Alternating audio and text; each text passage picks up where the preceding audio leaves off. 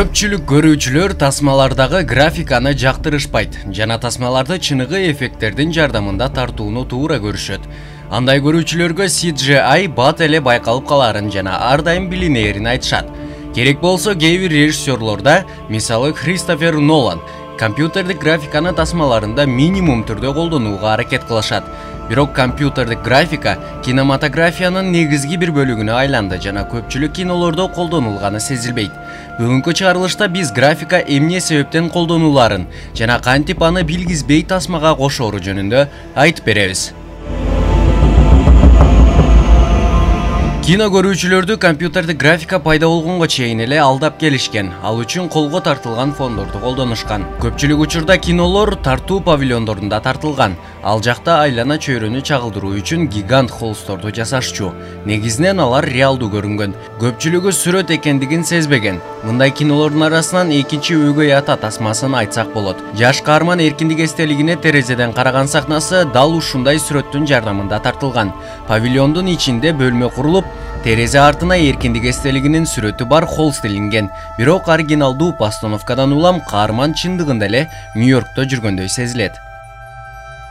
Дагы башка классикалык фильмдерде да дал ушул усул колдонулган. Мисалы бакчага караган терезеде, На север через северо-запад тасмаларында. Биринчи тасмада декорациялар курулуп, сүрөттөр илинип, чыныгы шаардагы районду чагылдырышкан. Ал эми экинчи тасмада эстелик сүрөтүн илүү менен кино тартылган. Бул холст ушунчалык ийгиликтүү болгон дейсиз, керек болсо ал Голливудтун тарыхындагы эң мыкты арткы фон деп аталган. Азыркы учурда арткы фондорду колдонушпайт. Алардын ордуна компьютердик графика келди. Алардын жардамында бир гана жумушту жеңилдетпей, тартуу каражаттарын арзандатуу да мүмкүн болду. Эгерде мурда арткы фонду жасоо үчүн атайын сүрөтчүлөр чакырылса, ал эми азыр тартуу майдандарына жашыл же көк экранды колдонушат.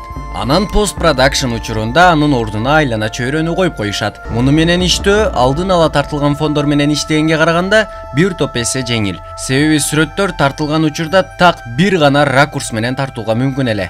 Эгерде мурда жашыл жана көк экрандарды бир гана фэнтези жанрындагы тасмаларда колдонушса, мисалы Матрица, Жылдыздуу согушта, эми аларды башка жанрдагы тасмаларда да колдоно башташты. Акыркы компьютердик графика ушунчалык деңгээлде мыкты. Анткени аны чыныгы съемкадан эч кандай айырмалай албайсыз.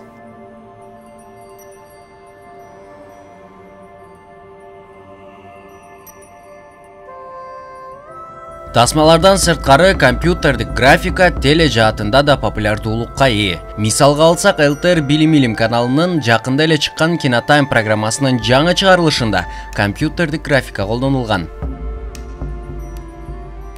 Мунун баарын көргөн соң бир гана тыянак, жыйынтык чыгарууга болот. Компьютердик графика күндөн күнгө өнүгүп, өсүп жаткан учуру жана кинематографиянын бир бөлүгүнө айланууда. Болгону бир суроо. Сиздин оюңузча тасмада компьютердик графиканын көп болгону макулбу? Тасма түрмөгү Байыл Акматов, Таңкы коңгуроо программасы.